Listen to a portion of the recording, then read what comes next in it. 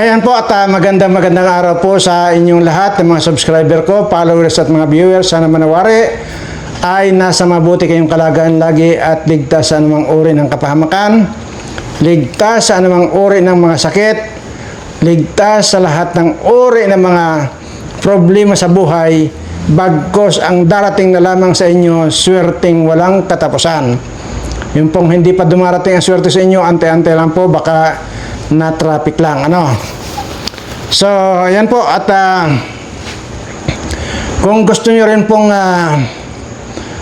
bumata, sa halip na patanda kayo, ay pabata ng pabata kayo, abay, wala po kayong ibang gawin, mag-subscribe lang po kayo rito sa Birana Live Studio TV.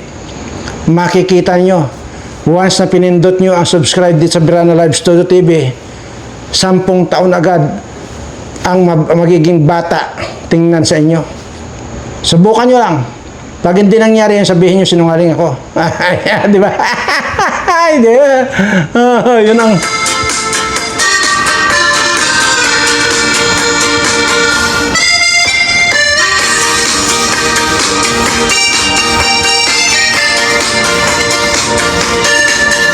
At siyempre, para naman po din sa mga politiko, mga kawatan, ay alam na po yung gusto kong mangyari sa inyo. Mamatay na lang kayong lahat. Ayan. Para wala nang nagpapahirap at wala nang nagnanakaw sa kaban ng bayan. Na yan ngayon ang nagiging sanhi ng puro fake na lang. Yung mga nabibili ng ating mga kababayan dahil sa hindi na nila alam kung ano yung totoo at saka tunay. Ay, parehas lang pala yung totoo at saka tunay. Di ba? Pero, bago po tayo mapunta dyan sa totoo at tunay, ay gusto ko lamang pong isingit sa inyo to na nagkalat na po sa buong media, sa lahat po ng media or mga social media. Sa social media po nagkalat na ito pong si Kuting ay may nakakita or nahuli na ginigitara ang tinggil ni Claire. Aba, tragis naman. Yun ang masama. Masama ba yun o magandang balita? Ayan.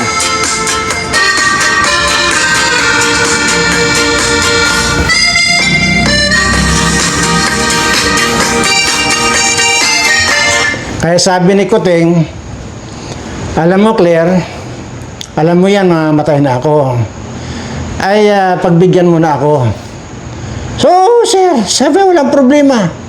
Ay, di ginitara ni Kuting yung tinggil ni Claire. Aba, ay tamang-tama naman na pumasok si Butod, kitang-kita. Yung kaya huling-huli si Kuting ni Butod na ginigitara niya ang tinggil ni Claire. Ayan. So, anyway, so maliban po dyan sa nalulungkot lang po ako dahil yun pong mga importanteng bagay na dinidiscuss natin ay hindi naging interesado yung mga tao. Anyway, wala pong problema yon kung hindi naging interesado dahil kakaunti lang po yung nanood doon sa ating ibinulgar yung tungkol sa mga fake na yan, na mga nakakain natin na yan na puro may mga chemicals. Anyway, so basta po ang sa akin dito ay may manood man yun o wala.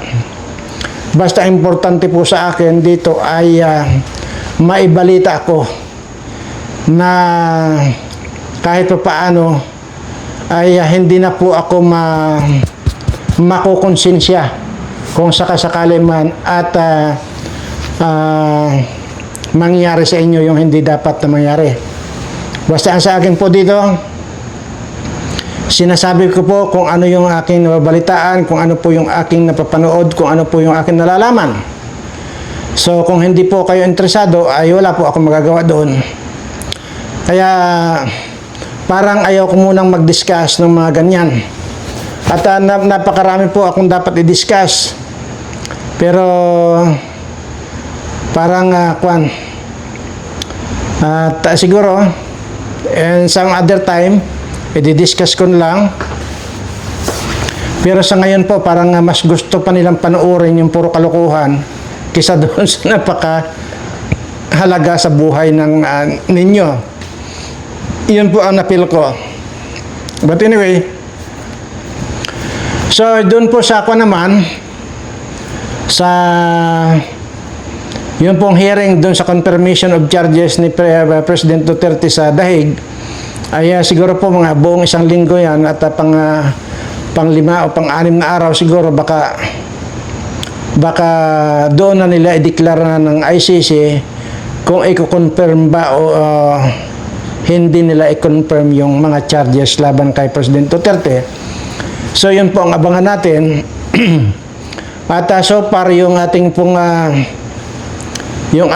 nasaksihan, talaga ang galing mag-manipulate itong mga kampo ng mga NPA. Imagine mo talagang grabe yung mga ibinintang talaga lahat kay President Duterte, yung mga kung ano-ano mga charges. But doon sa ating obserbasyon at sa ngayon ay medyo maganda naman ang takbo noong depensa nitong si Koopman at kahit papaano ay na ipapaliwanag mabuti. Ngayon doon naman po sa mga magagaling natin mga abogado ay dokdok kayo ng dokdok ng ipag-giitan daw na hindi wala ng jurisdiction ang ICC. Ay kahit naman daw magtuwad-tuwad kayo dyan na sabihin na wala ng jurisdiction ang ICC, hindi na raw po pakikinggan dahil kinuwan na po yan tinalakay na nga po. Ayon dito sa mga abogadong iba. At dito naman sa abogadong magagaling din, dapat daw idokdok daw ni Koopman yung wala ng jurisdiction ng ICC. So, di ba sinabi naman na yan at kinuha na yan at diniscuss na ni Koopman dati pa ay hindi raw pa pwedeng paulit-ulit yan. Kahit para sa 1,000 beses mong idokdok yung wala ng jurisdiction, wala na, nandoon na nga So, wala na. Anyway, hindi natin alam dito kung ano ba ang tama sa kanila. Anyway, hindi naman ako abogado, kaya nga po nakikinig lang ako at nag-oobserba kung ano ba yung matimbang. At yun nga, ang na-observe ko, talagang magagaling lang itong mga NPA na gumawa ng lubid-lubidin yung mga istorya. At yan si Butuyan na yan. At saka itong si Conte na ito. Anyway, ay baka pagsisihan nyo lang yung mga pinaggagawa nyo yan. Anyway, hindi na po natin pakahabaan yung usaping yan at tuwing alas 5 po ang hearing. Bukas din po meron pa rin pong hearing ang ICC tungkol dyan at so subaybayan lang po natin kung ano mangyayari, kung ma-confirm ba o hindi i-confirm ng ICC ang mga kasong ibinibintang or inaakusa dito kay President Duterte. Ano man ang magiging resulta niyan, ay nakahanda na raw po si President Duterte nga na sabi nga I could die in prison. Sabi niya. At tinatanggap na niya yung kanyang kapalaran. So, yun. Anyway, ano man ang magiging resulta nga niyan, pero siyempre mas maganda pa rin na para sa atin, ano man yung saan man tayo nakapanig, isa lang po yung ating dito, ang ating gusto. At para naman nakakasama ng loob na doon maaabutan ng kamatayan itong si President Duterte sa kung saang hindi naman niya bayan. At mas gusto na nga lang daw niya talaga, noon pa sinasabi niya na gusto kong mamatay dito sa sarili kong bayan, which is yung Davao nga. At nakakalungkot yon na halimbawa doon abutan sa ICC sa presuhan, yung pagbawi sa kanyang buhay ay palagay ko, dito nagkakamali itong bangag na administration ito na maraming makukuha na tawag dito, makakahatak ng impluwensya kung mangyayari yon. Yun ang hindi alam nitong bangag na administration ito. Kung inyo pong balikan ang kasaysayan, hindi po ba noong pinatay si Ninoy diyan sa Tarmac, samantalang hindi masyadong sikat yan. Kung sikat man yan, hanggang ganun lang. Pero nung pinatay itong si Ninoy diyan, doon na nag-boom yung pagkagalit ng tao dito kay Marcos. Ha? Tapos, yun na, nung dumating ang eleksyon, binira ni Cory Aquino ang pagkandidato ng presidente. Tingnan nyo, landslide. Di ba? Pero, nung time na yun, talagang ayaw pang paawat ni Marcos. Ayaw pang paawat. Kaya ang ginawa ni Marcos doon, nag-oath-taking dyan sa Malacanang. Itong si Cory naman, nag-oath-taking dyan sa Club Filipino. So, ang daming sumuporta dahil lang doon sa pagkapatay ni Ninoy sa airport. So, ngayon, ang sinasabi ko lang dito ngayon, pag nangyari na mamatay itong si President Duterte sa dahig, maniwala kayo sa akin. Buhos yung suporta nilang ibibigay dito kay Sara Duterte para maging presidente. O pag naging presidente yan, ayaw ko na lang, ayaw ko magsalita dito. Pero isa lang ang alam ko, dahil nagsabi na si BP Inday na naka-hire na raw siya, nakausap na raw niya yung magiging vice president niya na mag-usig dito sa mga gumawa ng kabalasubasan. Ang ibig sabihin, yung vice president niya, ipapaabayan sa vice president niya yung pag-uusig doon sa mga magnanakaw. Pero ito na yung parang nakikinikinita natin eh.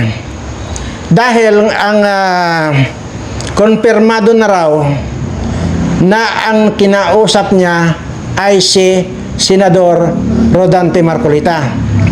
At parang konfirmado na ang magtatandem Sara Marcolita. Okay? Ngayon, kung mangyayari ngayon, talagang mapapakulong itong mga ito kasi si Rodante Marcolita ay talagang gigil. So ngayon, isa na si Lacson at saka si Soto na makukulong. Sigurado na yan. Kulong na yan. At iyan, si Marcos na yan, kulong na rin yan. At itong si Romualdez. Ngayon, ang problema natin dito ngayon ay yung sinasabing due process. Okay? Laging yun ang pinapairal dito sa Pilipinas, yung due process. Kaya napakahirap magpakulong ng mga kawatan at mga kriminal na tao.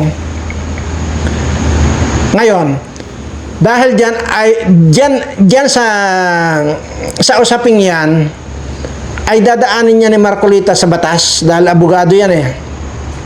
Iba naman yung sa akin. Dahil tiyak ko na rin, dahil ayoko magsabi, ayoko i-confirma kung nag-usap ba kami o hindi. Ang i-confirma ko naman dito, sisiguraduhin ko na wala ng due process. Iligpit ko na lang, iligpit yan na walang maraming salita. Isa lang naman eh. 1 buwan lang hanggang 2 buwan lang yung sinasabi ko. Sabi nga nung kausap ko, bakit naman ganun, 1 buwan ka lang at hanggang 2 buwan ka lang? Ay, tama na yun. Sabi ko, hindi ko kailangan mag-stay sa gobyerno. Unang-una, wala akong kandyan, wala akong ah, pangarap na mapasok sa gobyerno or maging politiko. No way. Wala akong kwan plano. Doon po sa aking biro kahapon, doon sa video ko na ako, si John Birana, kakandidato bilang Vice President ng Republika ng Pilipinas. Ayon po ay biro ko lang po yan. Wala po talaga sa utak ko ang pasukin ng politika. At maging dyan sa government official. Wala po akong plano. Kaya ang sabi ko, doon sa kausap ko, isa lang hanggang 2 buwan na mananatili ako dyan. Pagkatapos ng mission ko, ayaw ko na. Ano nga ba yung mission ko? Simple lang. Nasabi ko na ito, palulutangin ko si Bantag para meron akong kapartner. Pahukayin ko, pababalik ko yan dyan sa National Bilibid Prison or sa Muntinlupa. At pahukayin ko doon ng bakho. Magpapalagay ako ng 2 bakho doon. Pahukay ng pahukay. Dahil oras na nag-entry na ako, umintrada na ako, gusto ko sa unang araw pa lang ng assigned na trabaho ko, gusto ko rito at least makalahati ko na agad yung mga ilulublob ko doon sa hukay. Yun. Kaya, as much as possible, ayaw ko nang paabutin yung 1 hanggang 2 buwan na manatili ako dyan. Kung magagawa ko ng 2 araw, 3 araw, tama na. Pero malabo na magagawa ko yon. Kaya 1 hanggang 2 buwan talaga. Wala akong ititira dito. Sinasabi ko. Wala. Dahil dito lang sa mga pagpapahirap lang ninyo dito sa mga kababayan ko. Makikita nyo, bago ko gilitan itong mga ito, isasama ko dyan yung mga beneficiaries ko. Lahat ng mga iniikutan ko, mga iniikutan namin, isasama ko. Sila ang mag-witness. At sasabihin ko sa kanila, itong mga taong ito, kaya kayo hirap na hirap sa buhay na para kayong mga daga, para kayong mga ipis dahil dito sa mga taong ito. Kaya sila ang nakapalibot doon sa hukay na magwi-witness kung paano ko buhusan ng 1 drum na gasolina itong magnanakaw na ito, tapos sisindihan ko. O di ngayon, malaman na nila, bago sila masunog, alam na nila na yung mga taong nakapaligid doon sa butas, yan yung mga pinahirapan nila dahil sa rampant na pagnanakaw nila sa kaban ng bayan. At pagkatapos niyan, yung 2 buwan, yun naman yung mag-i-start ako ng bawiin na lahat, lalo na yung mga bahay-bahay nila na yan, mga mansion nila yan. Tingnan mo si Pimentel doon sa Surigao ba? Saan ba yan? Misamis ba yan? Basta, nandyan sa parteng Mindanao. Yung matandang Hukloba na naging congressman, garahe lang. 1 billion na. Ang garahe lang, 1 billion ang ginastos.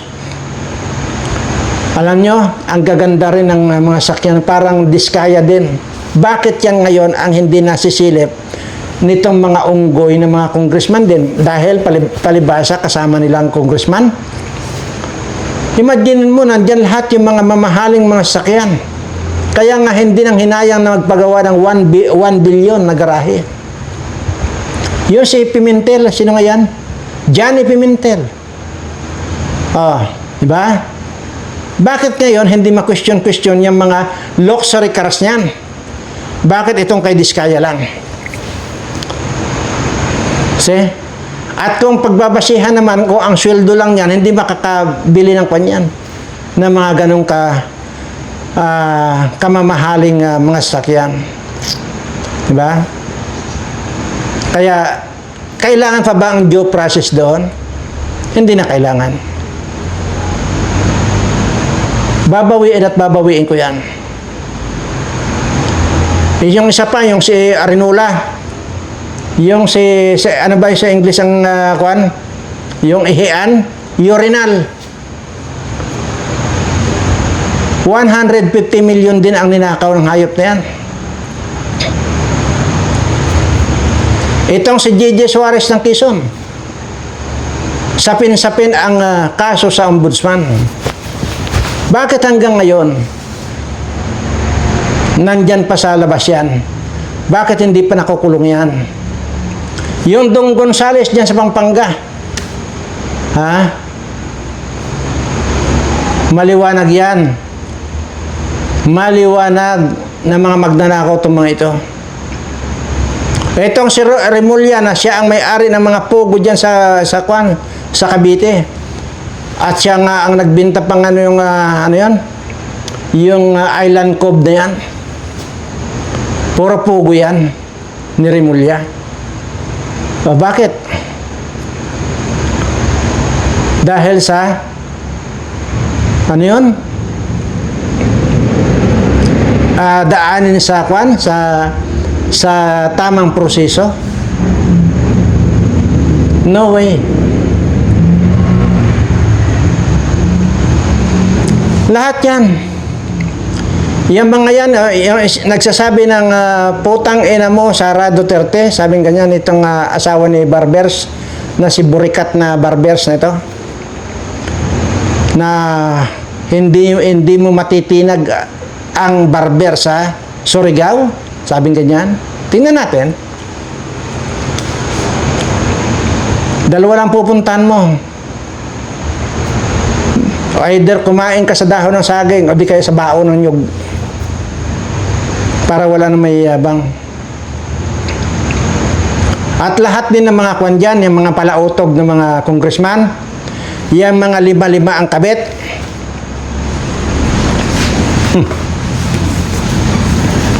Diyan nagsisimula yung mga pagiging kawatan nitong mga ito. Dahil diyan sa mga bisyo nila. Lima-lima ang kabit. Kaya talagang tuloy ang pagnanakaw ng mga animal. Anong gagawin ko diyan? Pitpitin ko ang mga bayag niyan, basagin ko ang mga bayag niyan, putulin ko pa ang mga utin ng mga yan. At doon naman sa mga babae na mga malilibog pa sa kambing, magpadikdik ako ng siling labuyo doon sa bulak. Tapos isasalaksak ko dyan sa mga bilat na mga yan. Or either ipalalaplap ko ang mga tinggil na mga yan. Kasi dyan nagsisimula yung korupsyon. Oh. Yung naging gobernador ng Cebu na parang mukhang mangkukulam, na tatlo-tatlo ang buwilit, ay wala na. Ipapatahi ko na rin ang bilat niyan para hindi na mag-isip magnakaw para pangbayad sa mga buwilit. Actually, mga babae at lalaki dyan sa Kongreso, mga kanyan, mga immoral yan. O tingnan mo nga ito, yung nagkalat sa social media. Itong si Kuting, nahuli na ginikitara ang tinggil nitong si Claire. Madinin mo yan. Oh. Lahat yan.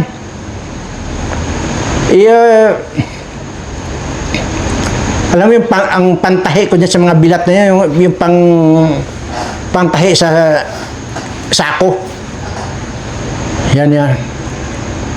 At stainless ang ipatahi ko dyan para forever na nakatahi yung mga bilat ng mga yan. Ito si Delilah na ito. Oh. Itong itong si Kwan pa. Si Risa na maputla ng bilat. O speaking of maputla ng bilat, ha?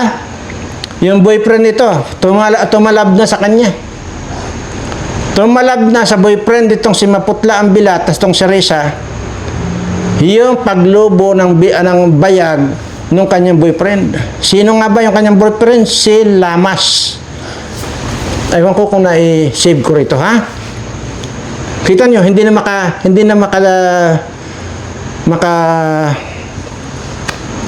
makalakad ng diretso. Ha? Dahil sa kwan. Sana yun? Ewan ko, ito yata. Zoonotic disease na mula sa mga hayop, partikular sa Ay, mga nako. panikit. Wag yan, ayoko munang i-discuss yung mga kwan na dahil hindi naman kayo interesado doon sa mga makakasira sa katawan ninyo. Iba na lang i-discuss ko. Mas maganda pa.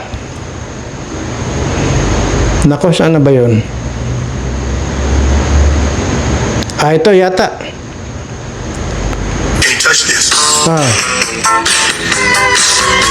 Tingnan nyo pag naglakad, ha, tumalab na sa kanya yung ibinigay nating paglubo ng bayag niyan. Ha, tingnan nyo. Pansinin nyo pag naglalakad, hindi na niya maipit yung kanya, ha? O yan. O, tingnan nyo, yun, ano? Wala. Yan, si Lamas. Yan.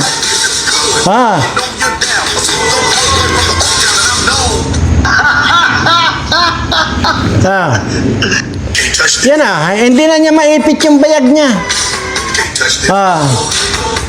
Tingnan nyo, pansinin ninyo. Yan, wala na.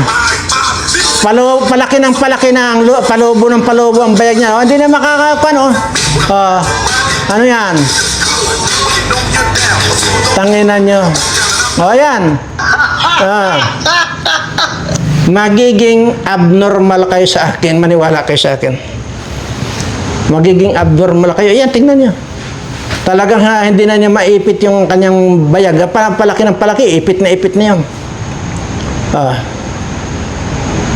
Kaya, pero itong mga congressman ngayon, na mga lima-lima ang mga kabit na yan, hindi na natin palalakihin ang mga bayag niyan. Hindi na kailangan. Tatanggalin na natin. Babasagin natin. Ang gagawin ko dyan, mag-hire ako ng tagapukpok. Ilagay yan, itali yan dyan sa itali at patong yung bayag nila dyan. So, masuhin yan. Gusto ko basag.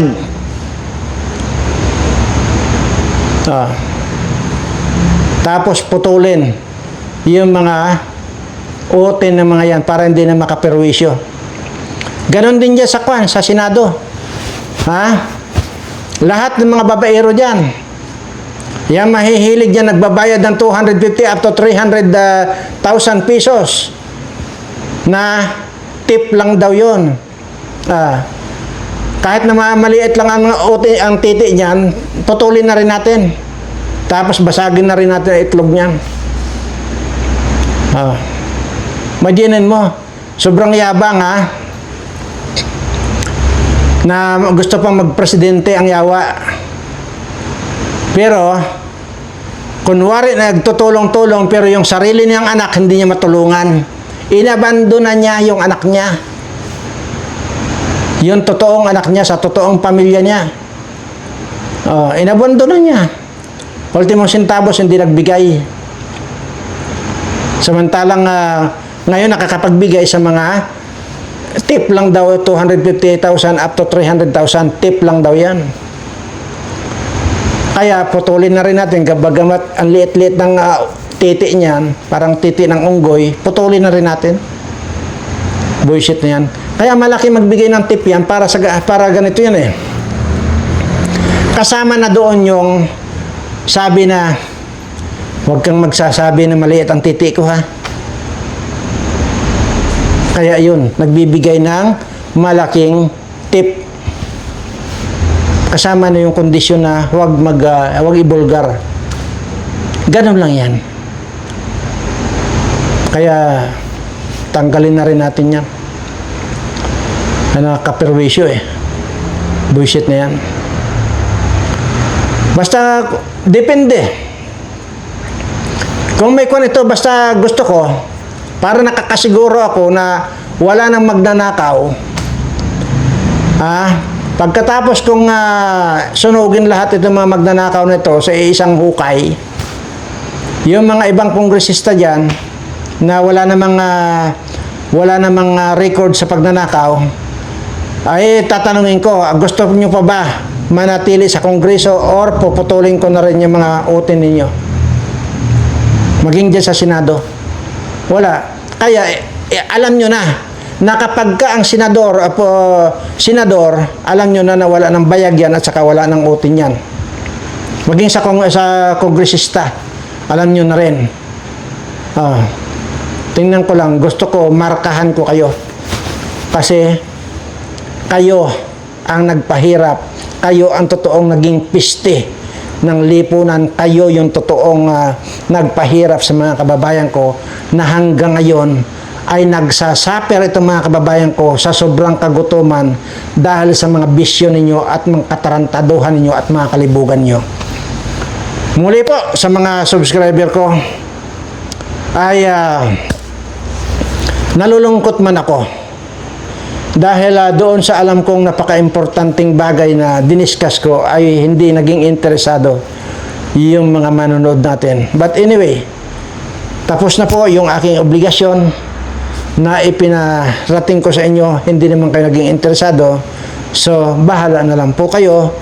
Kayo naman po ay kayo na lang din po ang magdesisyon para sa sarili nyo. Maraming salamat po at sa lahat ng mga subscriber ko, mahal na mahal ko po kayong lahat.